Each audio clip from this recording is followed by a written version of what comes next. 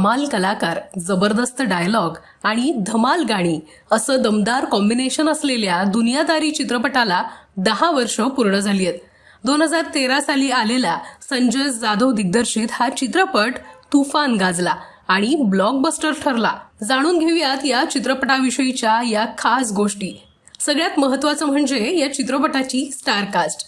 या चित्रपटात मराठी सिनेसृष्टीतील लोकप्रिय कलाकार एकत्र पाहायला मिळाले होते. अगदी मुंबई पुणे मुंबई नंतर पुन्हा एकदा लोकप्रिय ठरलेला स्वप्नील जोशी या चित्रपटात आहे. तर बोल्ड अंदाजाने लक्ष वेधून घेणारी सई तामणकर देखील या चित्रपटात झळकली. अंकुश चौधरी सारखा कमाल नट, सुशांत शेलार, जितेंद्र जोशी, उर्मिला कानेटकर हे कलाकार या चित्रपटात मुख्य भूमिकांमध्ये झळकले होते. या कलाकारांना या चित्रपटात एकत्र पाहणं प्रेक्षकांसाठी खास ट्रीट होती. दुनियादारी चित्रपटाच्या प्रदर्शनाआधी या चित्रपटाची गाणी लोकप्रिय ठरली आणि या गाण्यांनी प्रेक्षकांना आकर्षित केलं. अगदी सोनू निगमच्या आवाजातील टिकटिक वाजते डोक्यात, जिंदगी जिंदगी, यारा यारा ही सगळीच गाणी प्रेक्षकांना तोंडपाठ झाली. या गाण्यांचं संगीत छान जुळून आलं. तर जिंदगी जिंदगी या गाण्याच्या निमित्ताने मराठी सिनेसृष्टीतील अनेक दिग्गज कलाकारांनी मिळून हे गाणं एकत्र गायलं. तर देवा तुझ्या गाभाऱ्याला या इमोशनल गाण्याशी तरुणाई कनेक्ट झाली. या चित्रपटाची कथा आणि कलाकारांच्या भूमिका लक्षवेधी ठरल्या होत्या.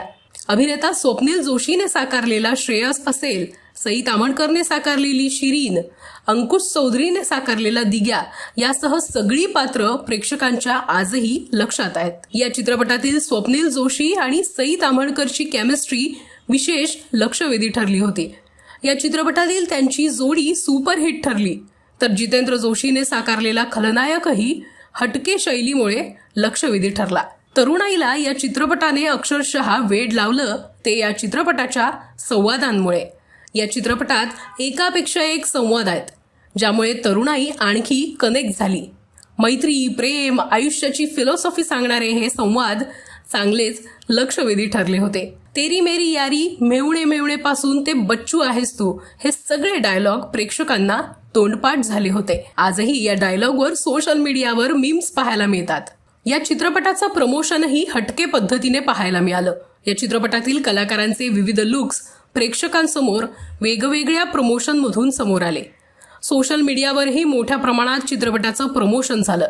चित्रपट प्रदर्शनानंतरही प्रेक्षकांकडून हा चित्रपट प्रमोट होऊ लागला. अनेक महाविद्यालयांमध्ये या चित्रपटाचं प्रमोशन करण्यात आलं होतं. एकूणच काय की दुनियादारी या चित्रपटाने प्रत्येकाला छान आठवणी दिल्यात. या चित्रपटाला 10 वर्ष पूर्ण झाली असली तरी आजही या चित्रपटाने प्रेक्षकांच्या मनात घर केलंय एवढं नक्की. Let's up Marathi, Mumbai.